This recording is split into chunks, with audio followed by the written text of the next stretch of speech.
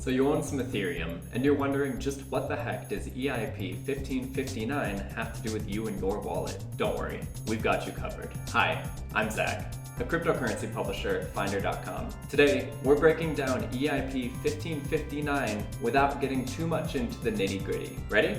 Let's jump in.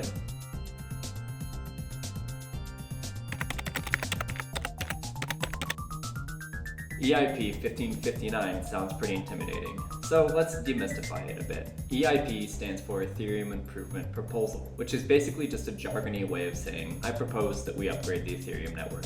EIP 1559 was part of the most recent London hard fork, which included a handful of other EIPs that we're not going to discuss in this video. EIPs are proposed and voted on by a committee, so no individual can propose an EIP and enforce it on the Ethereum network without having consensus. Now that EIP 1559 isn't just tech jargon mumbo jumbo, let's talk about the real thing you're here for, how it impacts you and your wallet. The price of Ether experienced a price boost following the London hard fork, but whether the two are directly connected is up for debate. Aside from that, though, EIP 1559 does bring two changes that directly impact your wallet. First, more consistent fees. Sending transactions on the Ethereum network are now far more predictable when it comes to how many fees you're going to pay. Also, it is now way harder to overpay on fees without getting that money back. Second, fewer sending delays. EIP 1559 brings flexible block sizes to the Ethereum network, which for regular folks trying to send Ether during peak times, you won't experience the same delays that you may have experienced in the past. These aren't the only improvements that EIP 1559 brings to the Ethereum network, but in my opinion, these are the two that have the biggest impact on regular users and their wallets. Power users will absolutely want to read the EIP 1559 documentation over at eips.ethereum.org. In my opinion, there are a few key things that current ETH holders or potential future investors definitely want to know about how EIP 1559 is going to impact the Ethereum network.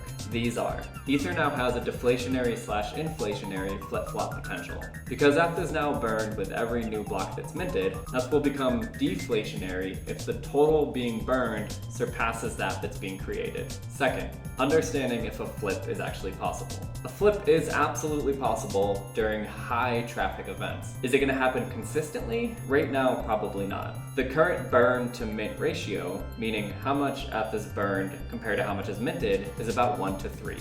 However, if the burn to mint ratio were to increase, and perhaps even surpass, then ETH would become deflationary because more would be being destroyed than is being created. The third key thing is that EIP 1559 takes us one step closer to Ethereum 2.0.